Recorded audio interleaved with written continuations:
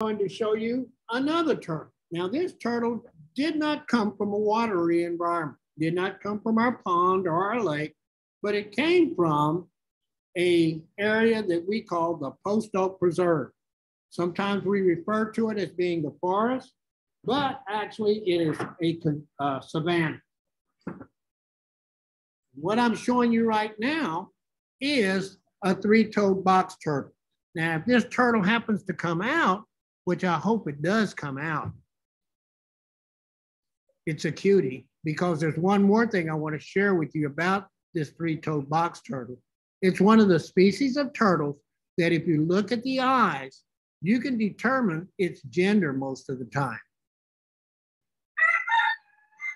Now, I see the turtle's head is slowly coming out. Now, I already know that around her pupil, the black dot that is the center of the eye, there is a goldish color ring. And that goldish color ring tells me that this is a female. If it's a reddish or an orangish color, that indicates that in this species of turtle, that it is a male. In fact, she's coming on out now. You know, and I've given this turtle a name because I've used it in a lot of lessons talking about special adaptation for animals. This turtle is about 10 years old.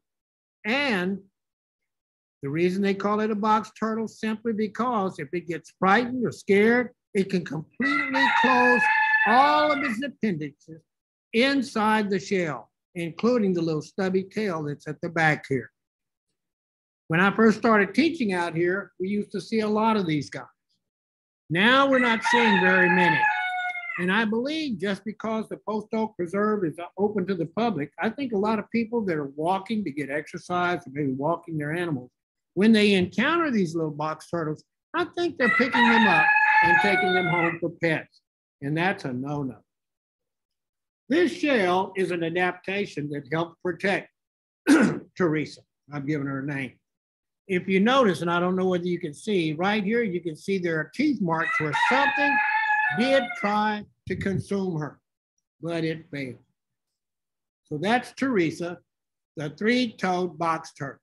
Now, a lot of times when I'm using her in lessons, a lot of kids will ask me, well, can this turtle swim?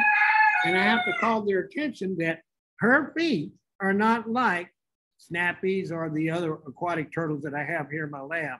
Her feet have claws. So if I was to put her in some water, she would not last long. She would not be able to swim. She would sink to the bottom and she would drown. So that's Theresa, the three-toed box turtle.